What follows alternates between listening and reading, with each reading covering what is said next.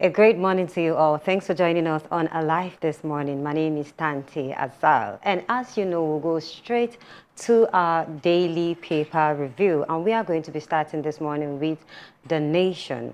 And on The Nation's newspaper, the window story this morning says Aiyedatiwa's impeachment on hold after APC's mediation. And that you will see on page 27. And when you go to page 3, you will see Labour Party tells its federal lawmakers to reject official vehicles. And when you go to page 27, you will see court issues arrest warrant for ex-Ondo deputy governor.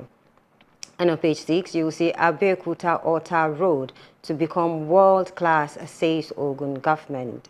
And on the Nation's newspaper bold headline this morning, we have 84 million living in poverty, not acceptable to Tinubu.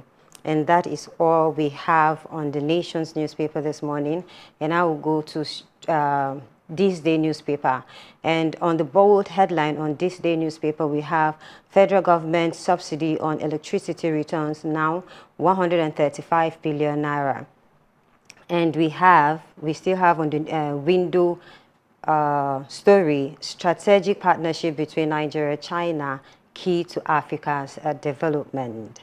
And still on This Day newspaper, you see U.S. President Biden visits Israel today as hundreds die in Gaza hospital bombings. And we know all that is happening in Gaza, in Israel, between Israeli and, Palestinians. But we hope that things will move on well with, whatever that is happening. They will have a resolution at the end of it. And let's go straight to the next newspaper this morning, which is the Punch newspaper.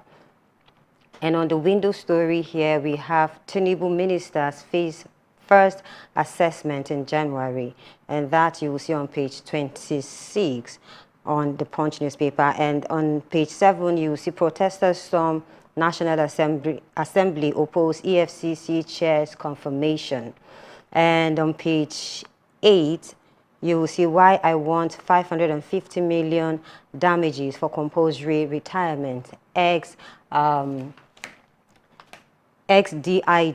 And well, let's go straight to the bold headline on the Punch newspaper this morning. It says, Labour gives government ultimatum, 61 million Nigerians to get 1 trillion naira. Well, and that is what we have on Punch. And we still have on page 7, it says, free Israeli hostages, France, Turkey urge Hamas.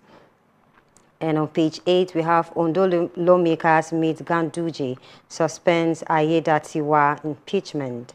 And on page 7, we have many feared killed as Oyo security agents, herders clash.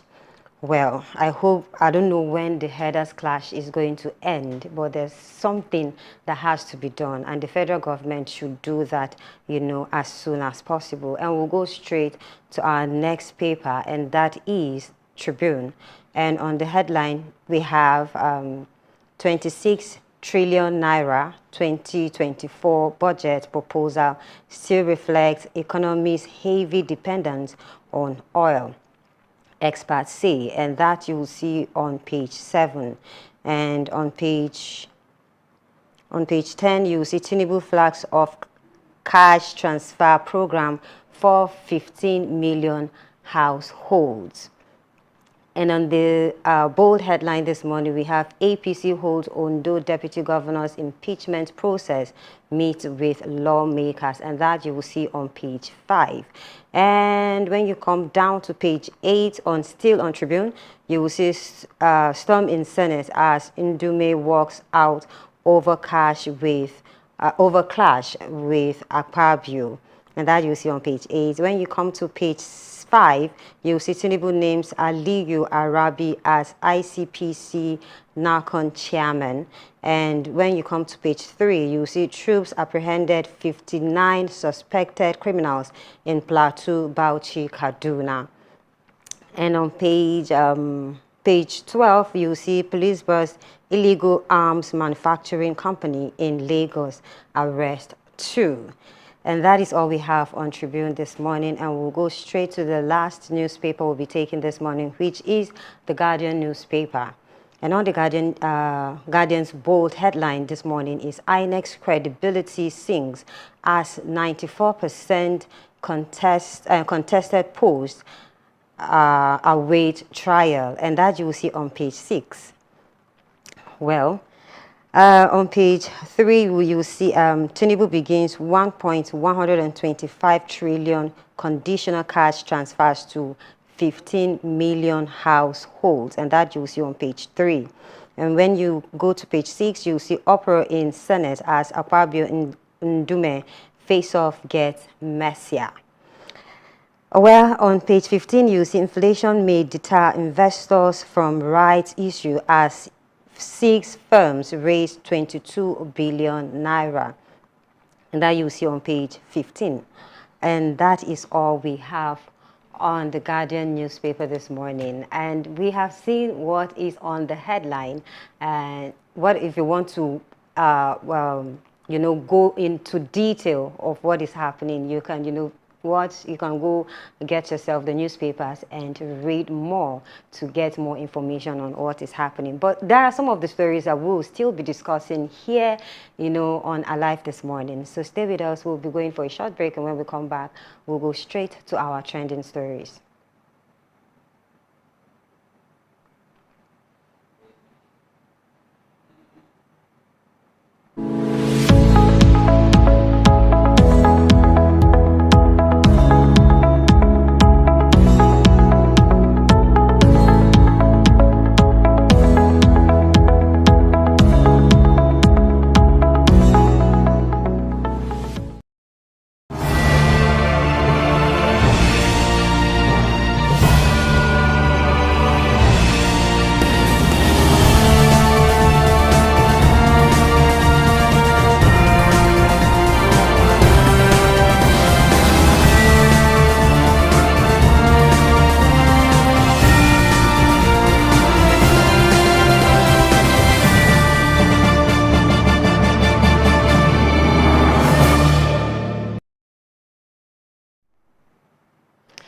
Well, welcome back. And now we'll be going straight to our trending stories. And on some of our stories, we have there was a fight between operatives of the National Drug Law Enforcement Agency and officers of the Nigerian Police Force in Kogi State after the former tried to arrest a police inspector's wife for allegedly selling illicit drugs. The inspector's wife was caught with a bag of cannabis sativa and other illicit drugs at the A Division of Police Station in Lokoja, the Kogi State capital. It was gathered that during the distribution, NDLEA operatives swung in and attempted to take her away with the vehicle, but that some police officers interfered and stopped their operation, which led to a fight between the two agencies. The woman and her husband's car containing the bags of weed and other illicit drugs were later taken to the NDLEA office in Lokoja for further investigation. She has, however, admitted to the act. The question is, who were her customers inside a police station? Well, this is, you know, some of the stories we get to hear about, you know, what is happening in Nigeria. And truly, and that is what the question is, who are actually, you know, her customers there? You know, well, we don't have any proof, but that is just the question that is out there. Maybe if someone has the right answer, then the person should answer. But another thing again, a police officer's wife caught in this kind of act, what is the message we are sending to Nigerians? I'll leave you with that. We'll go straight to our next story. And to commemorate the International Day for the Eradication of Poverty, the federal government has launched the renewed whole conditional cash transfer for 15 million households across the country. President Bola Tinubu, who was represented by the Secretary to the Government of the Federation, Senator George Akume, at the launch held at the Presidential Villa, Abuja, assured Nigerians of the administration's commitment to restructure the Humanitarian Affairs and Poverty Alleviation Ministry with a 7-year roadmap to tackle food security and hunger, eradicate poverty, drive economic growth, and create jobs. The president, who pledged investment of 75 billion naira to support small and medium enterprises and startups, says his government will lead from the front in seeking to ensure that all Nigerians have decent opportunities for dignified work and sustained social protection. My government will lead from the front in seeking to ensure that all Nigerians have decent opportunities for dignified work and sustained social protection.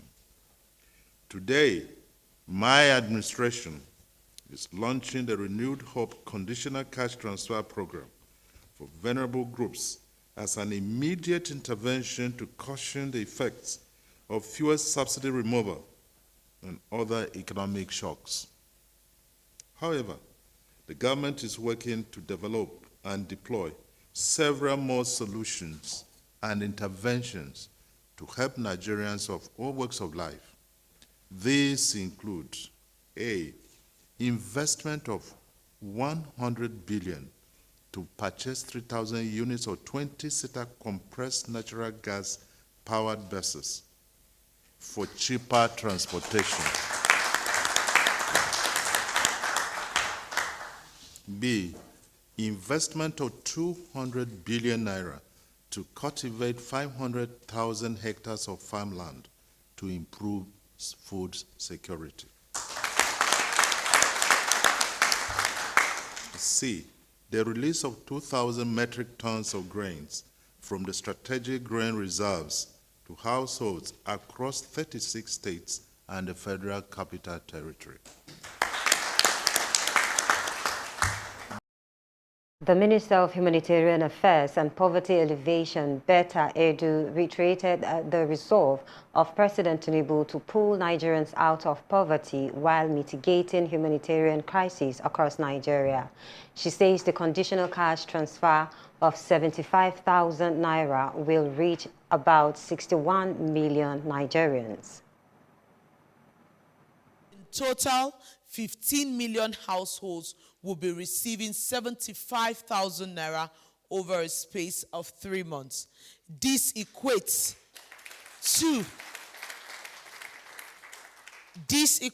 to about 61 million Nigerians directly benefiting from the conditional cash transfer. Why do we call it conditional cash transfer, and what really can it do for Nigerians?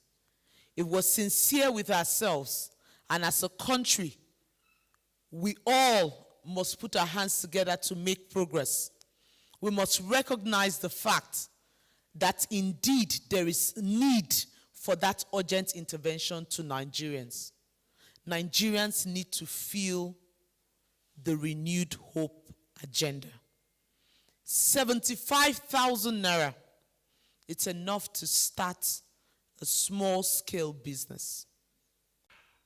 Let me say that this has taken, it's been a while to get to this point, because the first thing that needed to happen was, in fact, it began on the first day of this administration with His Excellency the President making that bold announcement about eliminating fuel subsidies. And then that was an incredibly bold move, one that had been, not taken in the past for many years. And why was it so bold? Because those funds that were going towards keeping the price of PMS low, yes, it helped many ordinary Nigerians, but the bulk of those funds that could have been used for healthcare, basic education, rural roads, were going elsewhere, leaking out to neighboring countries. And yet, it's understandable that taking such a move would require real political courage. And His Excellency, the President, was willing to take that. And that's where the renewed hope in terms of a better future for Nigeria, it starts there, because otherwise the government would not be able to afford the many services, what it owes to the Nigerian people in terms of investing in Nigeria's children, in terms of building roads, in terms of offering the economic opportunities to Nigeria's youth. So that was the starting point, that bold decision. If you give people cash directly, you reduce poverty. You help them in a significant way. So I commend this particular initiative, and I know it is one of a package that Mr. President has for Nigerians. And let me just say, finally, there is concern when payments are being made like this. And in this particular case, the audit trail is there. The mechanism that is going to be used is one that is biometric. It is proven. You will be able to name every single person that has received those funds. So Nigerians can rest assured that this is an efficient and accountable way of providing relief to poor Nigerians. The Socio-Economic Rights and Accountability Project has filed an urgent application to get a court injunction to stop the federal government from taking delivery of 465 exotic and bulletproof cars meant for members and principal officials of the National Assembly. The urgent step follows the confirmation on Monday by the chairman of the House of Representatives Committee on Media and Public Affairs, Honorable Akin Rotimi, that government will distribute Toyota Prado SUVs worth 130 million naira to each lawmaker. The lawmakers said it is the tradition of the National Assembly to procure utility vehicles for members, noting that the cars will be needed for oversight functions in the discharge of their duties within the standing committees. However, reacting to the development, the Socio-Economic Rights and Accountability Project took to X, formerly known as Twitter, to disclose its moves on seeking an urgent court injunction to stop the delivery of the vehicles. And on the next story, we have the Federal Capital Territory High Court, Wuse Zone 2, Abuja, has dismissed the application filed by Peter Nwachukwu, husband to the late gospel singer Osinachi Nwachukwu, to challenge the homicide and domestic violence-related suit instituted against him by the Office of the Attorney General of the Federation on June 3, 2022. The court held that the federal government has established a case against him and he must open defense in the matter. Osinachi had died on April 8, 2022, and there were various reports from her colleagues alleging that her husband had physically abused her. Nwachukwu was subsequently arrested by the Nigerian police. Upon arraignment, Justice Njideka K. Nwosu Iheme remanded the defendant at the Kuje Correctional Facility pending the hearing and determination of the case after he had pleaded not guilty to 23-count charge bordering on domestic violence and homicide, among others. Nwachukwu's lawyer, A. Aliyu, then filed a no-case submission, implying his client has no case to answer. Aliyu urged that the evidence presented by the medical practitioners exonerated his clients from the charge of culpable homicide. Ruling on the no-case submission on Tuesday, Justice Nwosu Iheme held that the prosecution has established a prima facie case against the defendant and orders him to enter his defense. And in Nigeria Football Association, a video showing the moment suspended chairman of Lagos State Football Association, Faudo Oki, slapped his vice chairman, Haji Gafar Lehamid, in the presence of security officers has surfaced on social media. The executive board of Lagos State Football Association on Tuesday, during a board meeting, suspended its chairman, Faudo Oki. During the board meeting of the Football Association, which was ostensibly to deliberate upon the several acts of misconduct and high-handedness against the chairman, voted 5 4 in favor of suspending the chairman. It was reported that after the voting for his suspension, the embattled Suspended Football Association boss physically attacked his vice chairman, Haji Gafar Liamid, in the presence of security operatives. And this is all we have for you on Trending Stories this morning. We'll be going on a short break, and when we come back, we'll go straight to a live discourse. We'll be right back.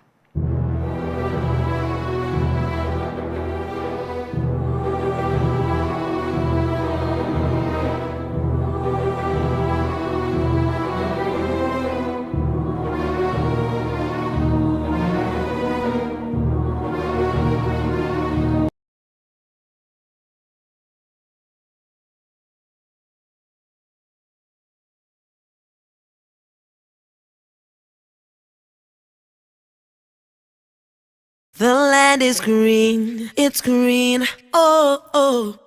The land is green, it's green, can't you see? I can see, oh, the harvest is ready, 'cause he told me so. It's green and it's all mine.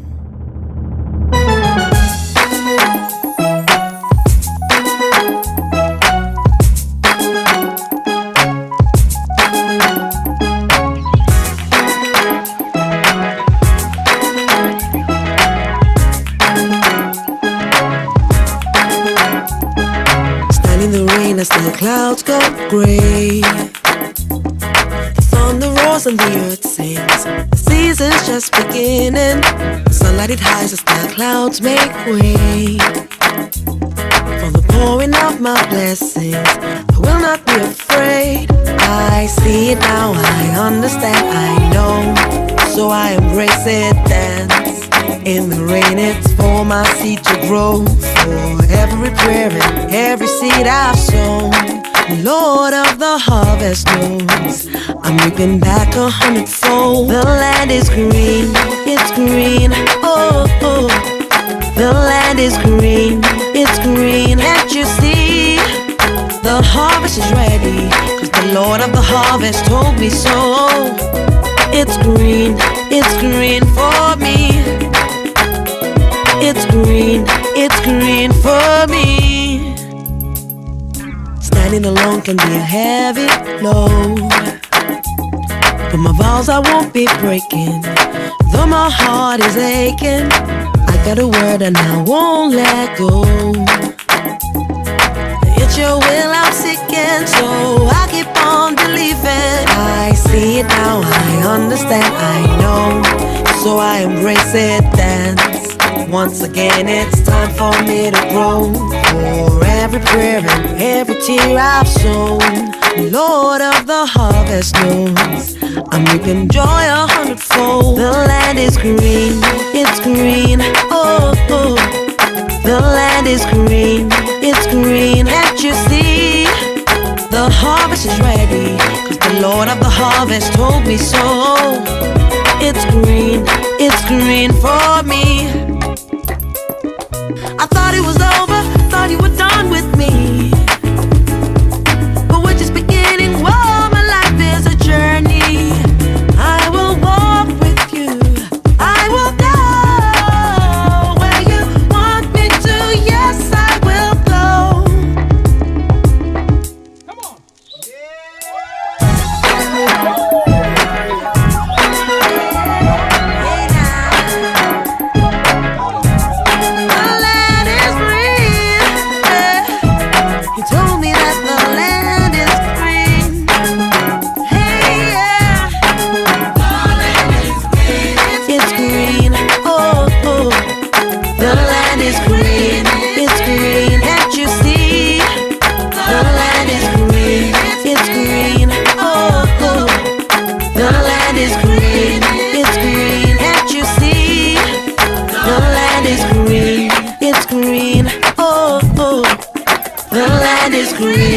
It's green, can't you see? I can see all the harvest is ready, 'cause he told me so.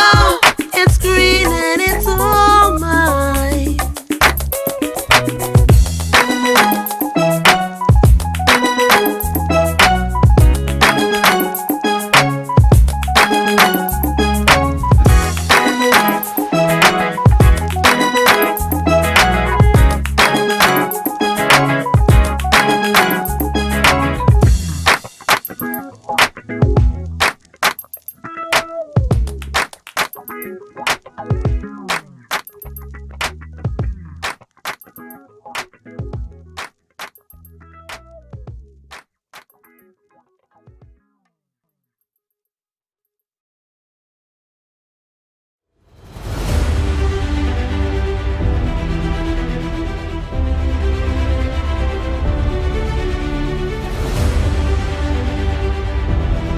Alive TV. Taking a look at events in Nigeria.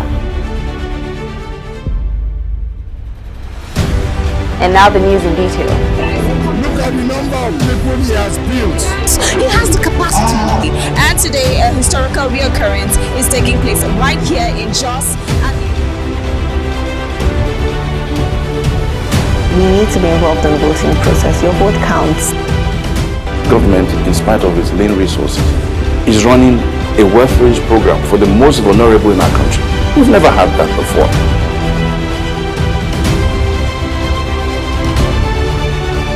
Welcome back. Nigeria should be competing with countries like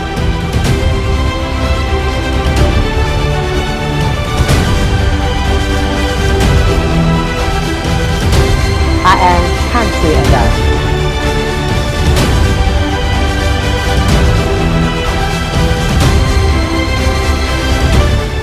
Alive News, keeping it fresh.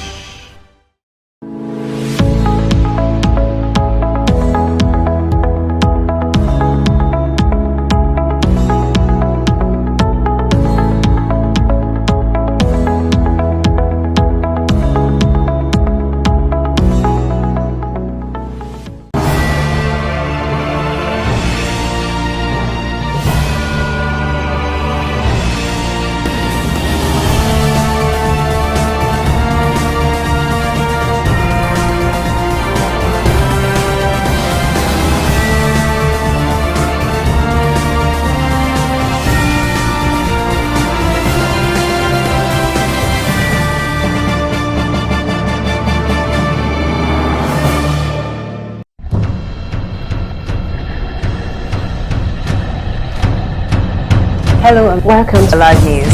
The immediate past Minister of Youth and Sports Development Chief Sunday Dare, the federal government of Nigeria has taken punitive action against the sectarian. Nigerians have expressed fear over the possible shutdown of businesses and job losses. See, things are just going higher every day. For the fact that going from here to Ombalinde before was at 300, but now is at the high side of 700, 800.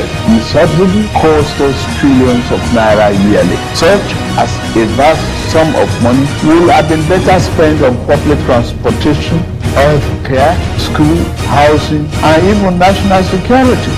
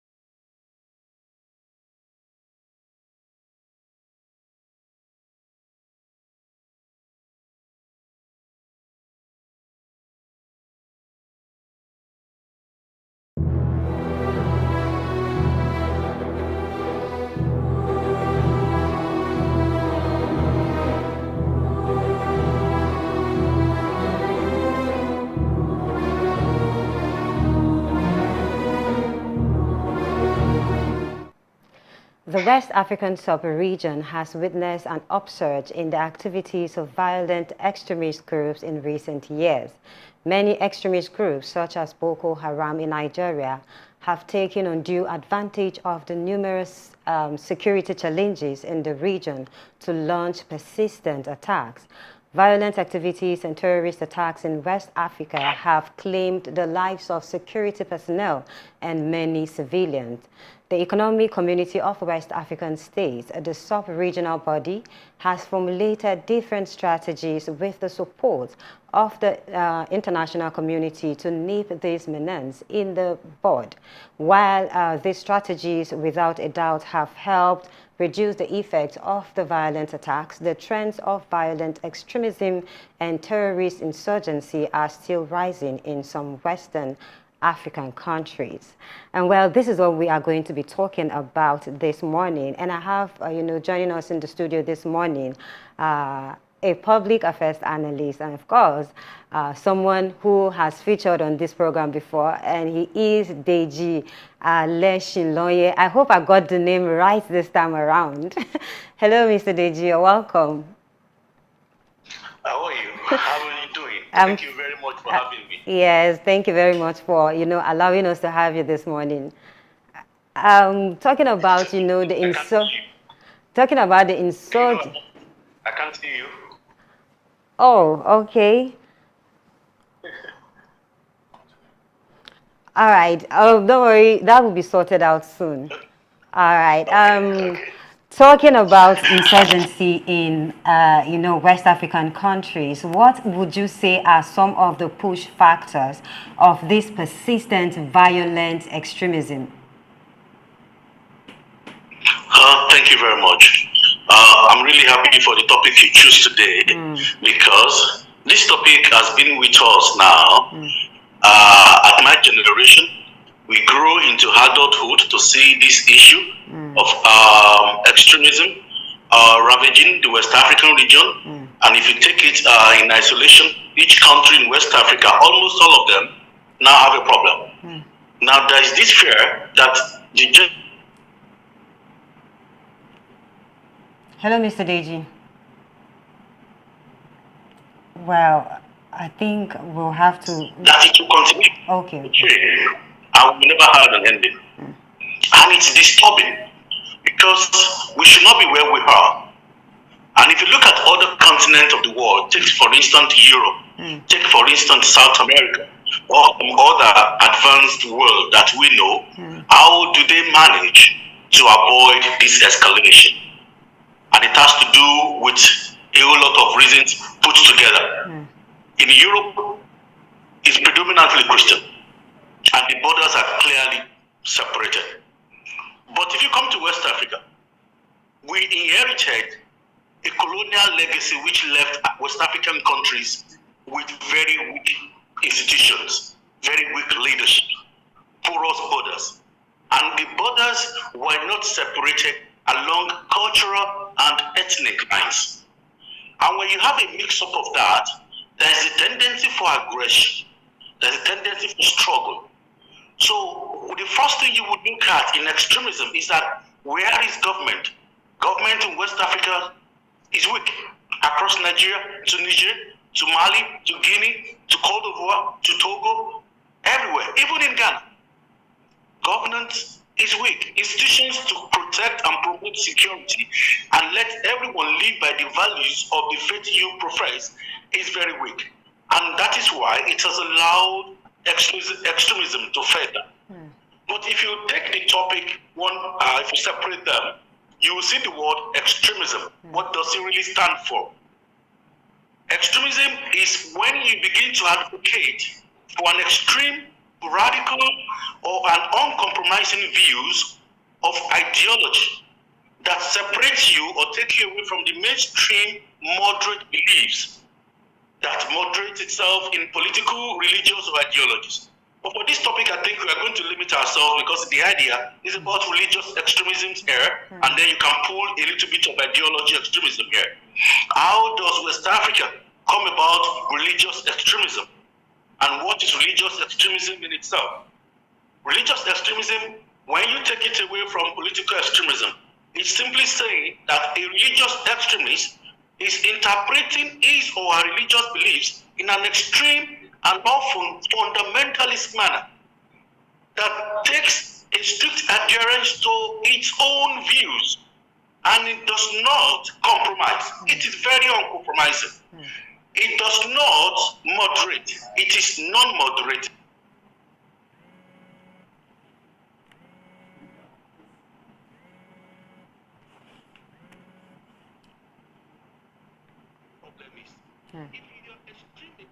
Religious beliefs. If you stay in one corner of your room and begin to read the Quran or the Bible, it is very fine. But if you isolate a part of the Bible and a part of the Quran that allows you to isolate some text and disregard the contextual meaning of what you're studying, you're likely going to be an extremist. And do you know the funny thing? When I started studying Islamic jurisprudence, we found out that on both Christian and Muslim side, Islam and Christian teachings, there are extremists in both sides. You remember, this is starting with the Christians.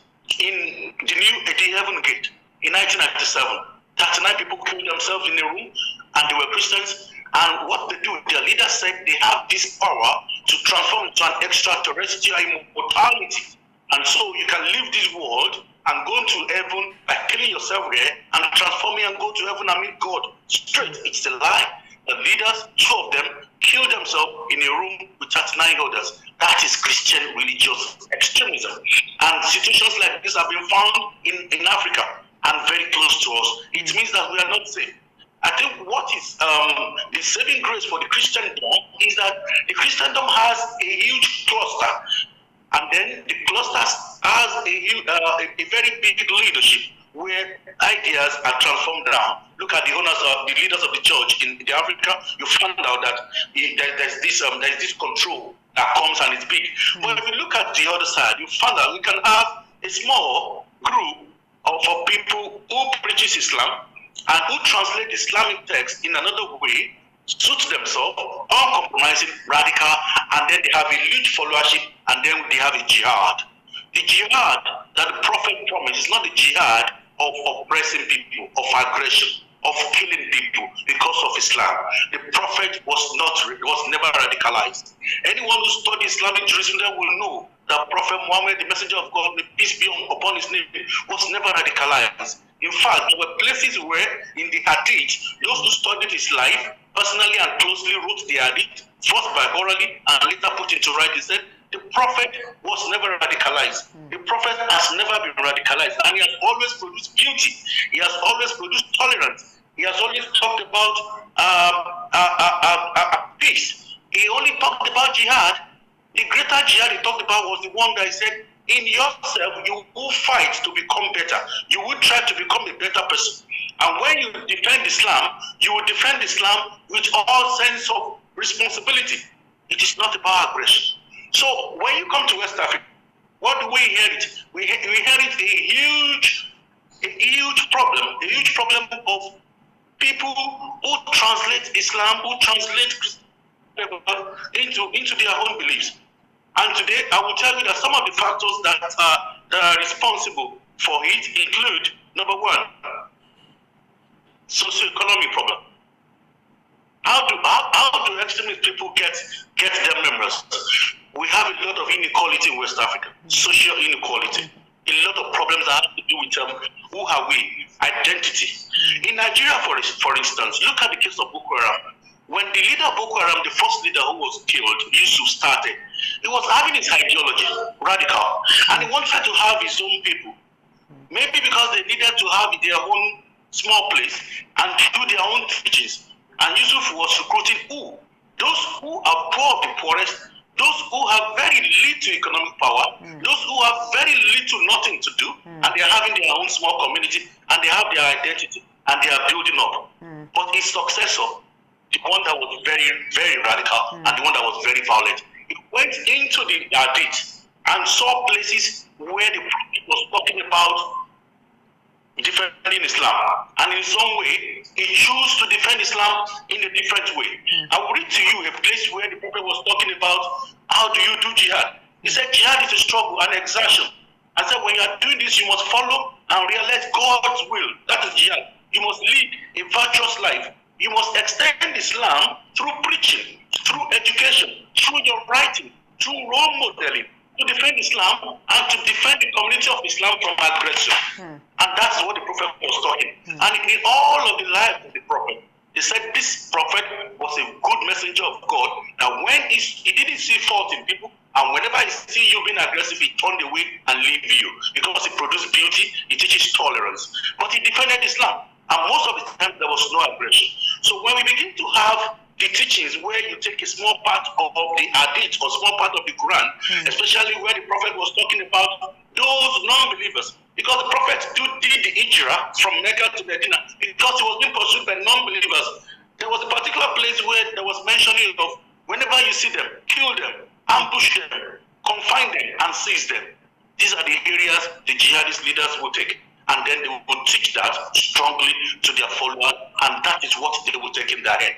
And at the end of the day, you found out there's a struggle behind extremists and government. What is the struggle? The struggle is about belief. If all of us exist in one country, we can all follow the values and teachings of Christianity and the teachings of Islam and stay in our confines. But the moment you want to impose your ideology on other people, then you begin to have a struggle with government. And over time, we see that now movements are now bombing places. They are not attacking government institutions. They are not attacking peaceful people and others whom they consider as non-believers. So it becomes a huge problem. And it becomes a problem that the entire West African region has to look for a way to solve. But where is the way to solve it? To solve all of these issues, you need a lot of factors. What are the factors that we need? A lot of factors we need. They are so numerous. Most of the countries in West Africa, they have no money, they have no funding to even battle. They have no intelligence to battle extremism, and it has failed. And when we move on on the show, we will begin to talk about how have we allowed ourselves to get to this stage when we have now to exert a lot of energy in extremism and then battling it and solving it. All right. For now, Alesh, let's talk about who are the most vulnerable people when it comes to extremism. Yeah, it is very clear. How do you become an extremist? How do you? You have to listen to a teaching. Because if you don't listen to a teaching, nothing is going to be extreme about your belief of a devotion. You must listen to a teaching. Who is teaching you? What we found out in Islamic jurisprudence is that when you have the right education and an academic networks, and you have the right teaching of the Islam and the Islam religion, the Quran, and the Hadith, which is the way of life of the Prophet, there's a percentage of 2 to 3% that you become an extremist because you have better thought, you have a good knowledge of what you are dealing with. But those who have a poor knowledge of education of what the Holy Quran talks about or what the Hadith translate, 50% of them are likely to become extremists. It means that when you are looking for who are the people who are likely to be in this fold, number one, you will find poverty and non-employment. Poverty and non-employment, high level, provide fertile ground for extremism and the expansion of extremism. Most West African countries don't have solutions for social welfare. They don't have solutions for jobs, for employment. If you are very busy and you're economically comfortable, there is very likelihood that you focus more on your career, your business, and your job than to go into one bush and listen to one teacher and listen to an ideology and begin to carry arms and kill others in the name of Allah or in the name of Jesus Christ to expand whatever you want to expand. It is lack of economic power, it is poverty, and it is a serious problem for you. If you look at those people you can find in there, they are poor of the poor.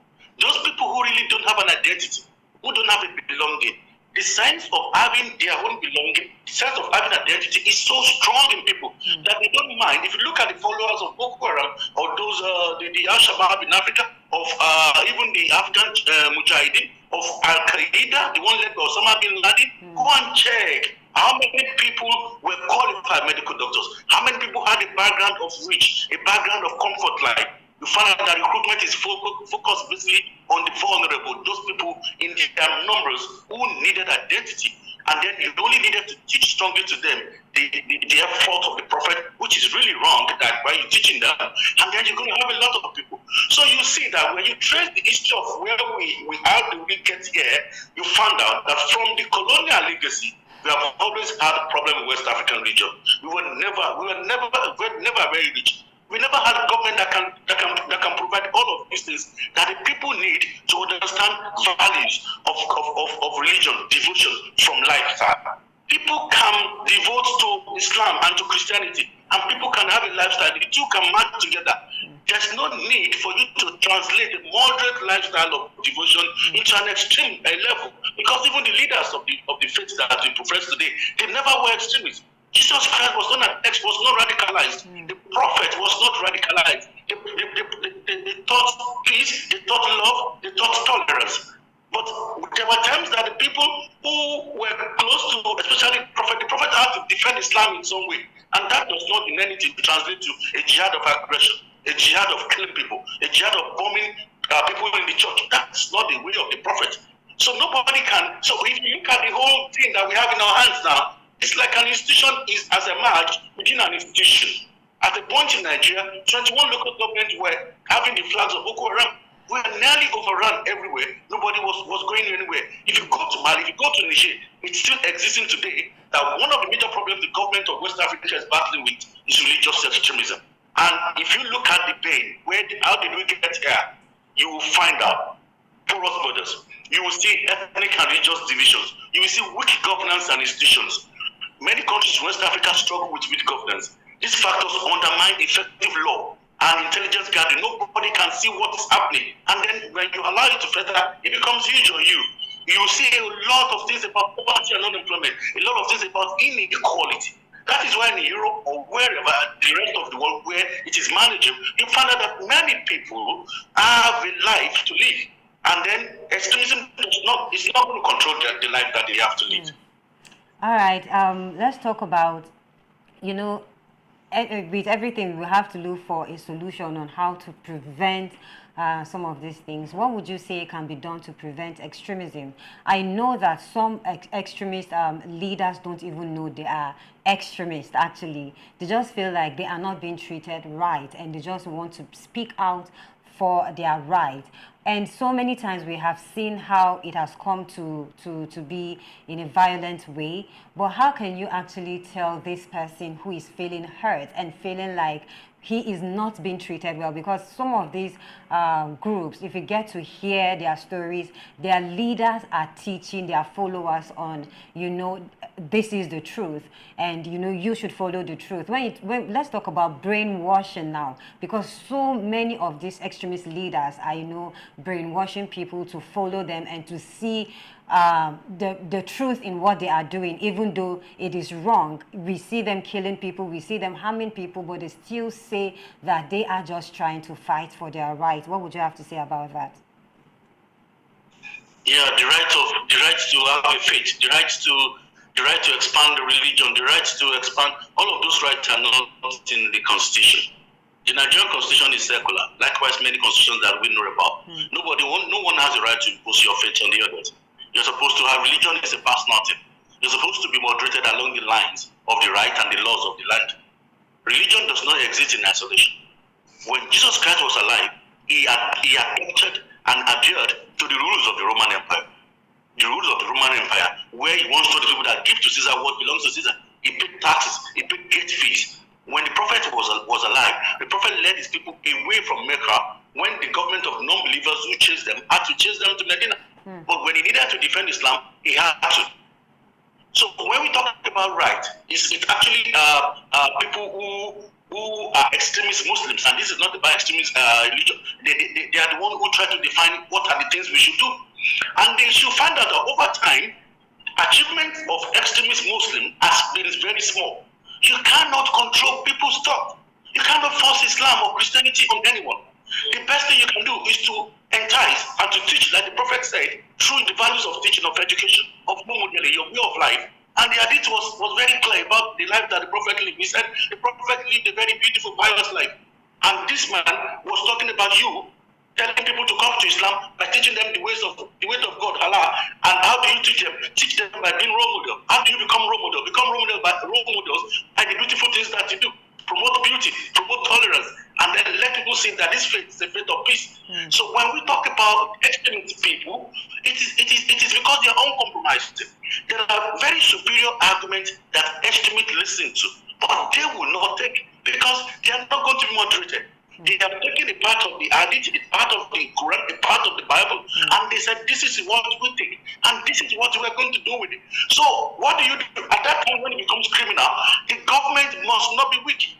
When it becomes criminal, the government cannot afford to be weak.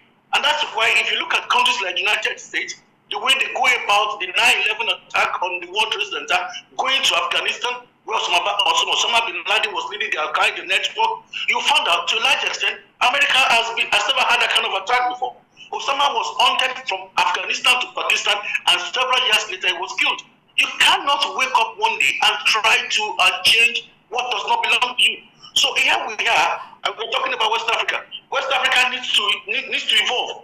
The governance we have across West Africa are not safe from extremism. They are so weak. The governance and institutions are so weak. And how are they weak? They lack the proper, maybe funding. Even when they have funding, the priority of funding and dissemination of funding is really poor. If we don't see Boko Haram as a problem in Nigeria, maybe we will not have the peace that we have now. If we don't see Al-Shabaab as a problem in Mali, and Al-Qaeda is a problem in Nigeria and all of that, there will not be peace. That will not be regular life. So we really need to talk to the Muslim leaders. And if you look at majority of Muslims and Christians don't really believe in extremist stuff. They know that this is not what is being taught. So when you look for extremism, you look for the leaders who taught themselves what they really wanted to do. And I think government has a way. Education is important. We must begin to take teachings to the schools at the primary level. This is the way of the prophet. This is the way of Jesus Christ. This is what the prophet was doing in his personal life. And this is the way where you should go. So that if you look at the recruitment of Boko Haram in Nigeria, the recruitment was confined to the northeast and to the northwest and areas where we can see the poor and the poor. And that is why it cannot happen in southwest. If you look at the other areas of southwest and southwest, there can be extremists in religion because maybe of education, maybe because of social awareness, but in the north of the north, there's this little problem that we still have. So extremism will feather when we don't have inequality, when we don't have jobs, when we don't have economic sustainability, when we have lack of direction, when people can't identify with government and they feel so alienated, they will want identity and they will grow together and they will link to the international terrorist network that are really, really funded by very rich organizations. And today now, Boko Haram has changed to Al-Shabaab. Boko Haram has taken the form of Al-Qaeda. Those in Nigeria, those in Mali, those in Burkina Faso, they now have funding. They now have funding for the works they do. And look at our porous borders. There was a time there was a movement of arms used in the war in Libya that traveled from Libya down to Nigeria to the north. And those weapons were being used against innocent people. So how can you imagine the movement of weapons from Libya to Nigeria across the Sahel? And you find out that what do we do about it? So it's a problem really, and it's a problem that really affects the balance of social life. Sometimes government of West Africa will exert so much energy on stopping extremism than to solve problems of the life of the people. Problems like education, like water, like good roads, like health. There will be no money, there will be no attention for all of that, and then we face extremism, which is not supposed to be a part of us as we speak in the 21st century. All right. When you talk about insurgency in Africa, you know a lot of countries in Africa are going through a lot when we talk about terrorism and criminality. What would you say, you know, would be the benefits of regional cooperation and integration? Okay, now take Nigeria for Istanbul, link Nigeria to Niger, link to Mali. In Nigeria, the northeastern part of Nigeria, Boko Haram has been there. So much problem. Up to today, they are there. Go to Mali. Mali has experienced a complex security situation. There's various extremist groups who are there. The Ansarudin, the Al-Qaeda in the Islamic Maghreb, and the Islamic State in the Greater Sahel. They are in Mali. Burkina Faso, it has witnessed a rise in extremist attacks since 2015. And this is coming from ISIS. ISIS has a serious presence in Burkina Faso. Niger, the country that has a problem now with their leadership. They have faced threats from extremist groups operating in the Sahel region, including ISIS, in the Difa region. These are problems in Niger. Go to Chad, same problem. Go to Chad, same problem. Chad has an issue of Boko Haram. Chad has an issue of ISIS. Now look at a lot of these countries. They are connected by borders, land borders. How can we have countries who have land borders and they cannot cooperate to protect these land borders? And the moment countries are operating in isolation, there's no way you will not see Boko Haram moving towards the Sambisa forest into Chad. There's no way you will not see Boko Haram moving to Niger and to Mali. There's lack of cooperation, and we really need, and it's affecting everyone. It's affecting everyone. The government in Africa needs to synergize. They need to come together. And if you don't come together to solve extremism, you cannot come together to promote trade. You cannot come together to promote economy. So one of the problems that affect life and the growth of the society is insecurity.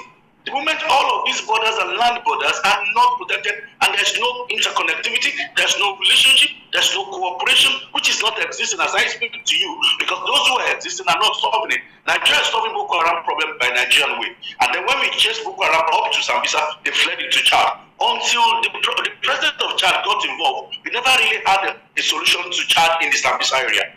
Why can't we have a round table? Now, Niger has a problem. Niger shares the border with Nigeria in the area of Katsina. Why can't we have sit on the table and solve it? And without solving this problem, using our international network and asking for assistance as appropriate from the countries of the world that have got technologies and see it as a problem of a regional problem, solving it as an international problem, we are going nowhere.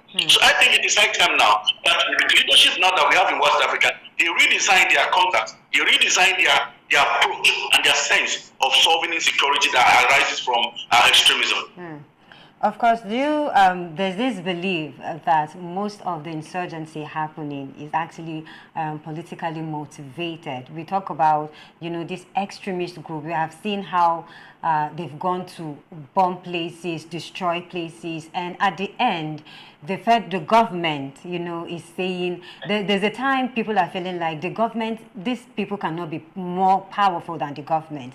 If the government can stop this thing, they can actually stop it. And some people are saying it is possible that the government is actually, empowering these people. What do you have to say about this?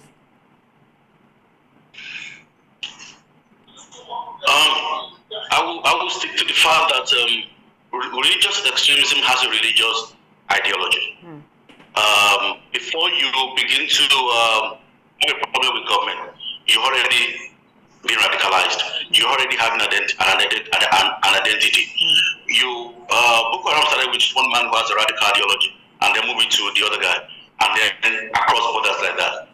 When they begin to settle, they want the government to allow them to operate. Government want to try to stop them from operating because they are illegal. Because Boko Haram, when it started, was not respecting the government laws. The government laws of Nigeria was not coming to the Boko Haram community. They were not respecting the laws of marriages. They were not respecting the laws of community, the laws of trade. They were doing their things. It's like a government in a government. And so when the Nigerian government moved against it because of the barbarity, there was a return. So you found out that first of all, there will be a religious radical ideology behind extremism. That is where it starts from. When it wants to grow and expand, there will be a conflict with government or conflict with regular laws, and that is the problem. So in Nigeria, unless we really want to be economical with the truth, you'll find out that some Nigerian politicians will use any available means to promote their means, and that is using group of thugs, using group of people who are jobless, and we found extremist groups who are supposed to lead the jihad. Jihad is a struggle for religion, and then they get involved in the leadership tussles and all of that.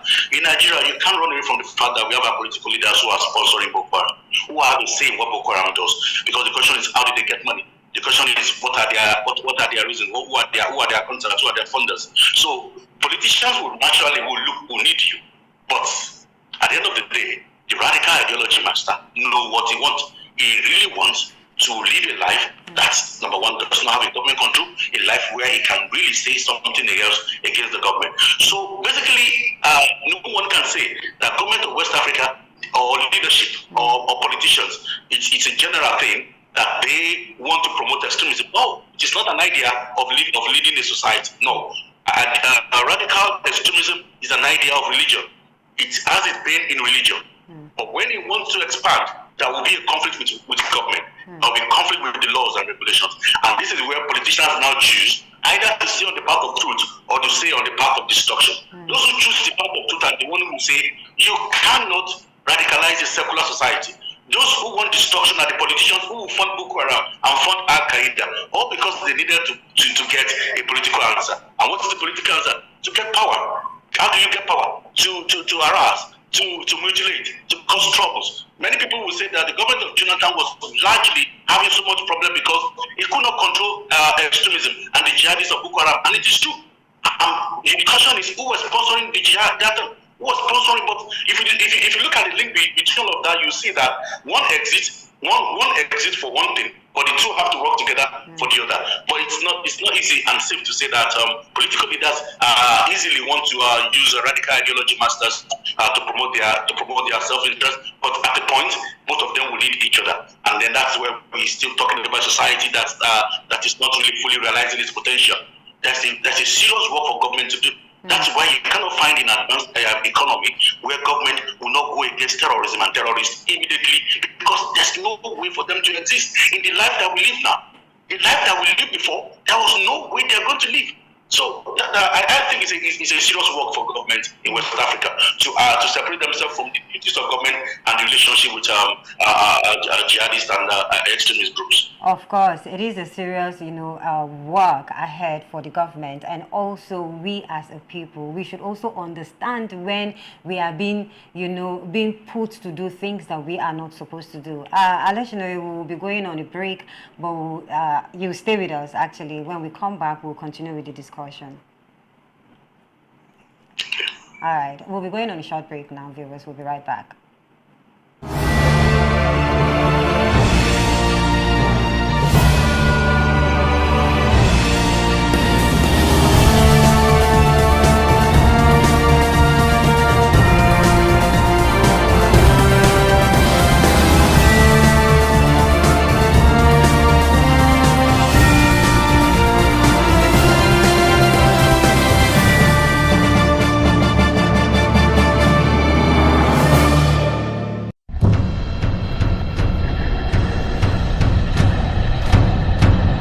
Hello and welcome to Live News. The immediate past Minister of the Youth and Sports Development Chief Sunday Dare, the federal government of Nigeria has taken punitive action against the secretariat. Nigerians have expressed fear over the possible shutdown of businesses and job losses. See, things are just going higher every day. For the fact that going from here to Ombalinde before was at 300, but now is at the high side of 700, 800. The subsidy costs us trillions of naira yearly. Such as a vast sum of money will have been better spent on public transportation, health care, school, housing, and even national security.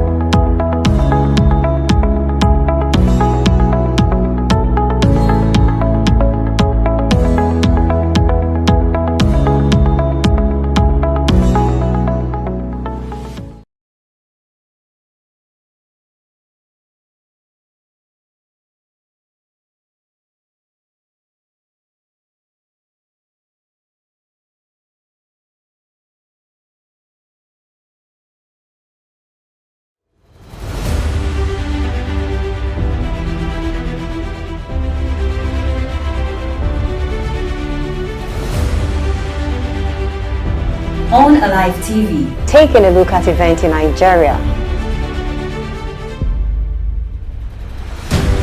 And now the news in detail. Look at the number of people he has built. He has the capacity. And today, a historical reoccurrence is taking place right here in Jos.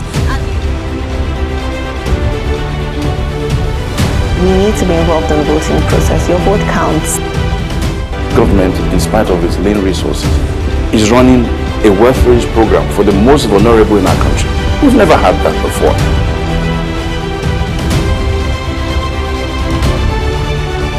Welcome back. Nigeria should be competing with countries like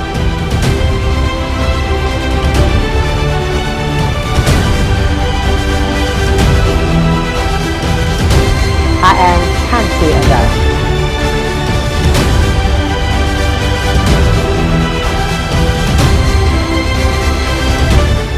Alive News, keeping it fresh.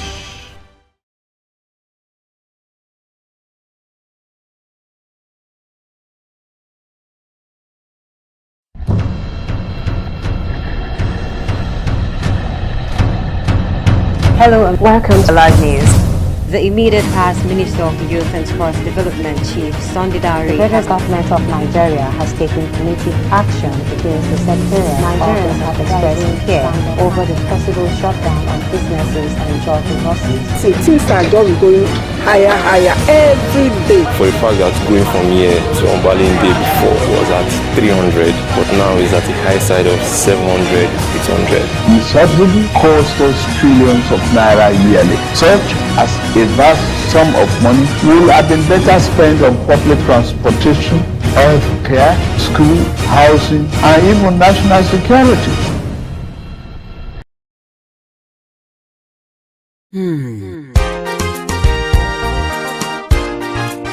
Nàìjíríà, olú ìlú Áfíríkà, ilẹ̀ tó ń ṣàn fún wàrà àti fún oyin.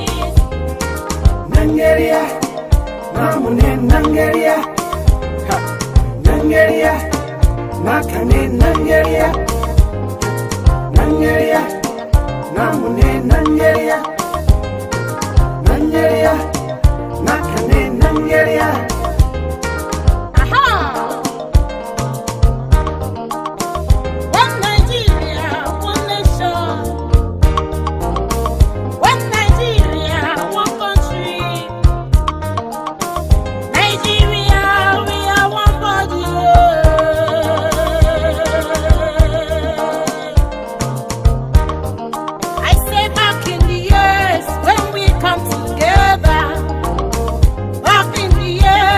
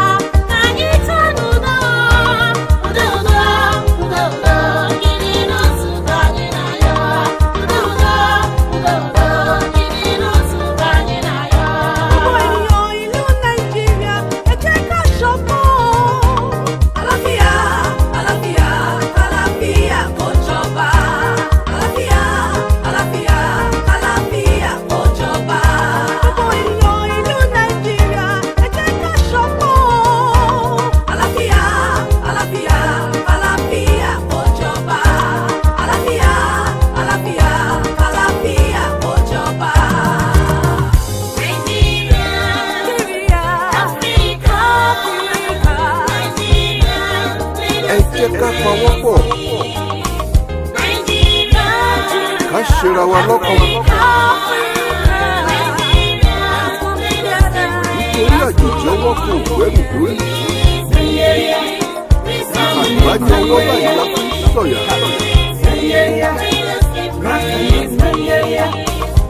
Ẹ jẹ́ kí àlàáfíà tó jọba. Àlàáfíà, àlàáfíà. Great Nigeria.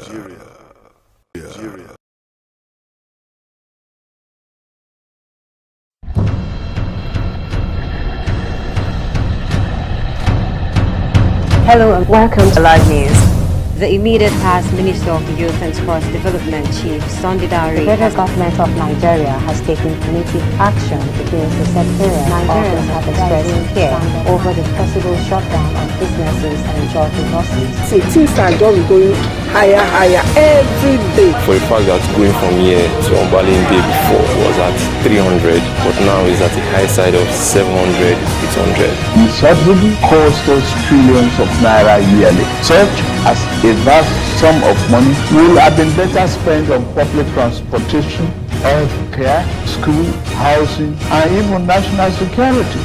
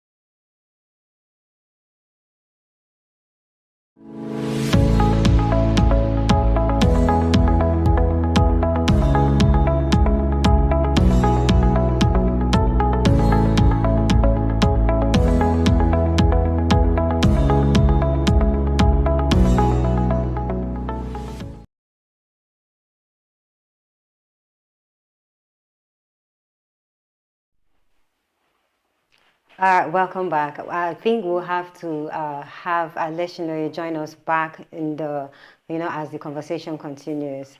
I have with me right now in the studio Isaac Fabiyi, the chairman of Trinity Villa Estate.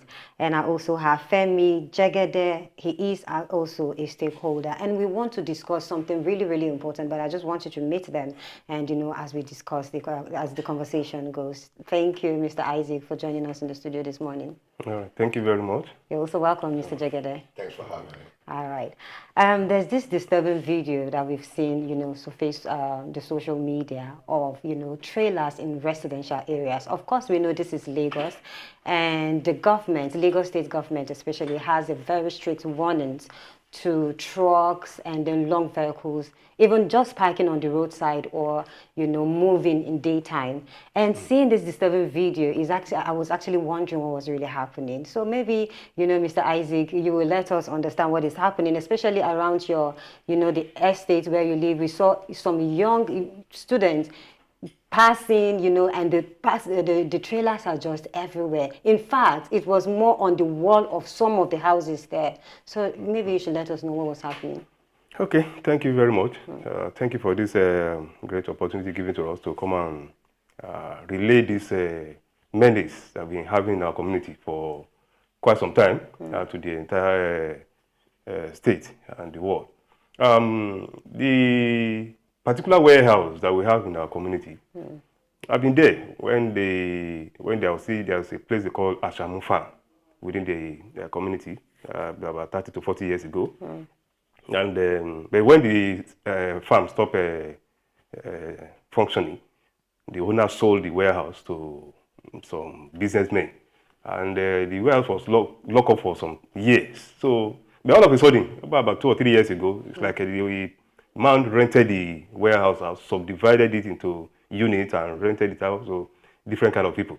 So ever since then, these people will be bringing in heavy-duty trucks, 40-foot containers, sometimes even 45 to 50 long vehicles with containers laden in a truck. So be coming to the community, bringing in different kind of things we don't really know. Some are bringing chemicals, hazardous chemicals.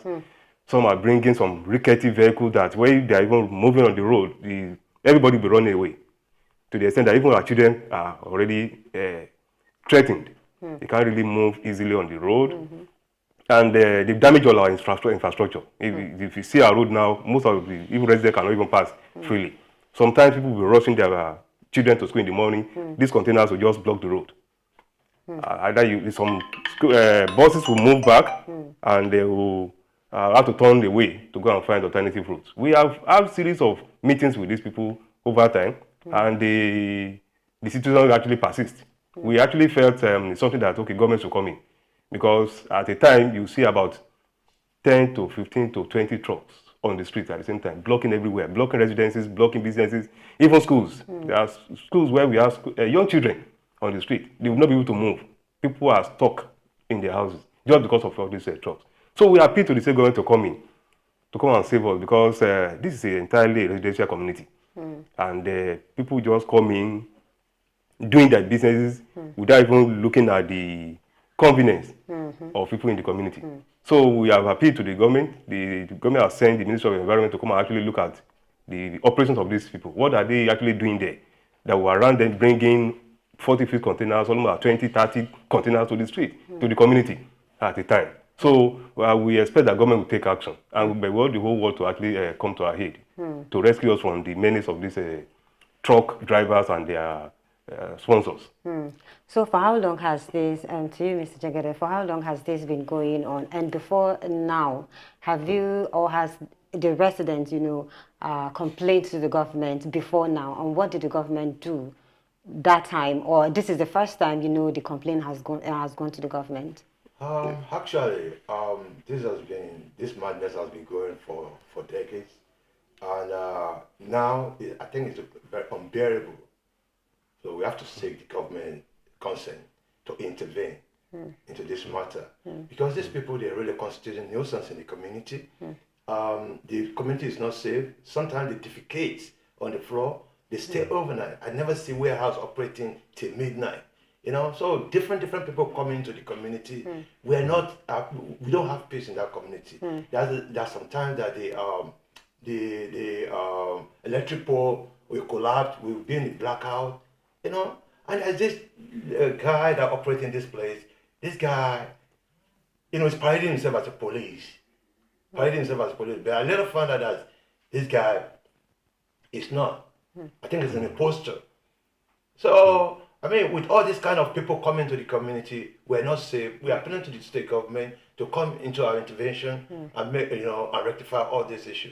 Because right now, we don't want any community clash to happen in that community. It's now unbearable. We're having a sleepless night. There are sometimes 10, 15, 20 trailers we just park. Our children, they don't have any livelihood anymore. They can't ride by, they can't do anything. The whole road is dilapidated. The infrastructure has collapsed completely.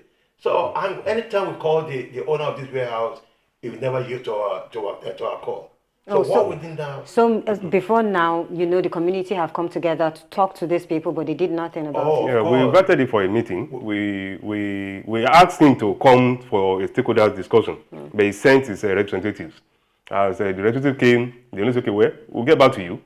Ever since then, once even they said they are coming, we will not see them. We asked them to come and fix our road because they have really damaged our road beyond this thing. They are coming. They promise coming. We didn't see them. Though I can attest to some time that they break three different locations, the break failed.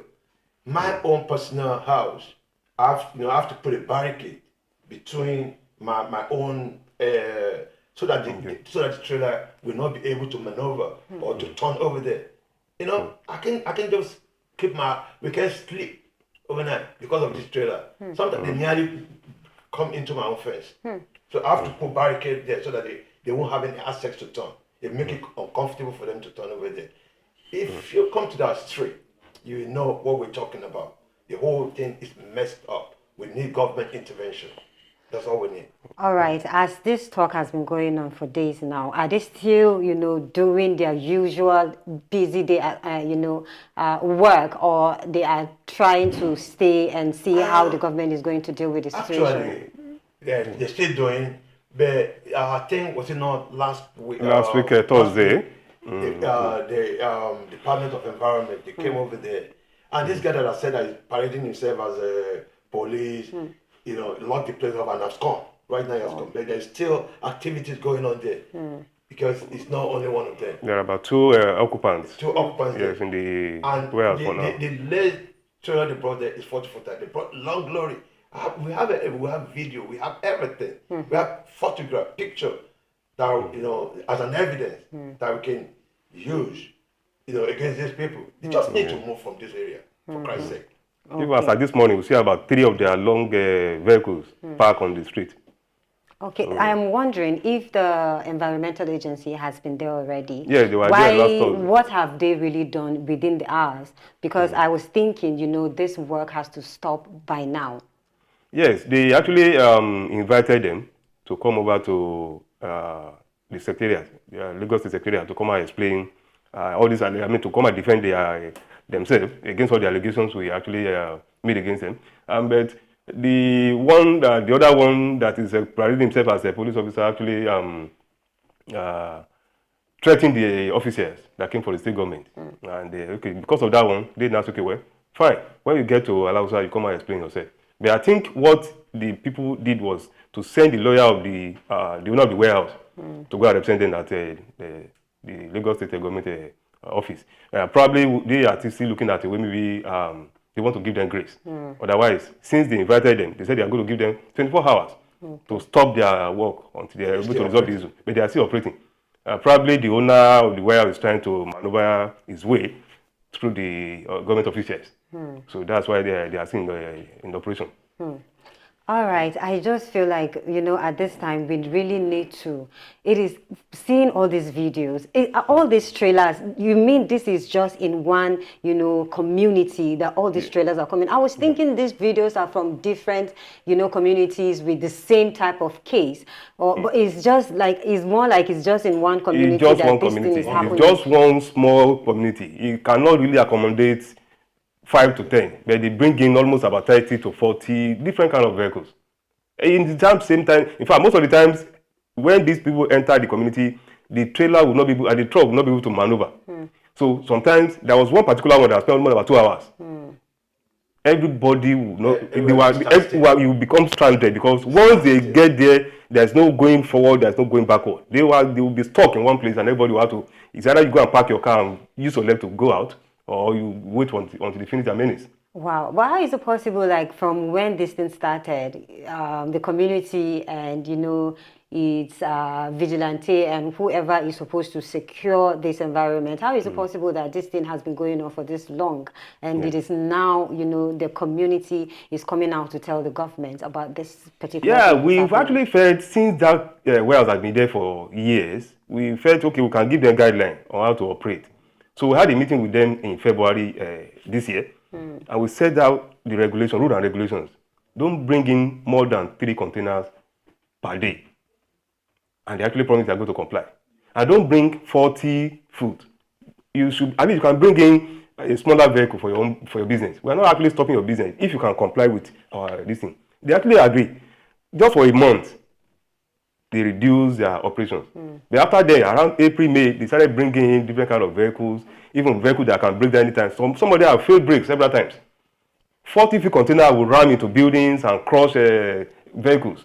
So we actually felt, okay, since these people are not ready to comply with all our regulations, we are giving them enough grace for them to adjust. But they are not ready to comply. So we actually felt, no, this is the right time for us to cry out.